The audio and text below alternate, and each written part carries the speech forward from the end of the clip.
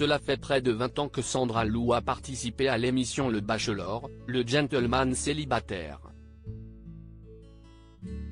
Le show diffusé sur TF1 en 2003 mettait en lumière des prétendantes face à un charmant entrepreneur à la recherche de la femme de sa vie.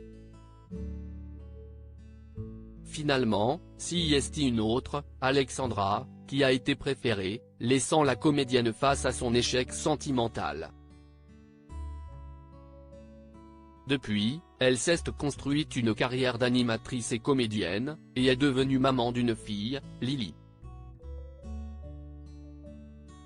Le père de l'enfant s'appelle Michael, qu'elle avait épousé en 2007 mais dont elle est séparée.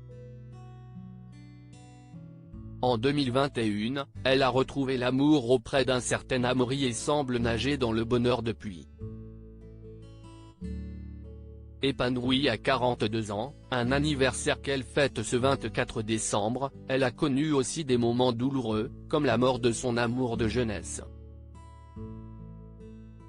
C'est en 2015 que Sandra Lou fait cette confidence. Engagée dans la lutte contre le cancer à travers un livre dont les bénéfices ont été reversés à la lutte contre ce fléau, Finger in the Nose, elle avait expliqué à Télé Loisirs l'origine de sa motivation, c'est un sujet que je ne connais que trop bien. L'un de mes amours d'adolescente a été atteint par cette maladie à 14 ans. Il est parti 10 ans plus tard. Marquée par la disparition de son ancien amour, Sandra Lou s'était donc lancée dans la publication d'un ouvrage rassemblant 80 photographies de stars prenant la pose le doigt dans le nez. Parmi celles-ci, se trouvent Alexandre Astier, Michel Larocque ou encore Florent Manodou. Pourquoi ce geste enfantin ?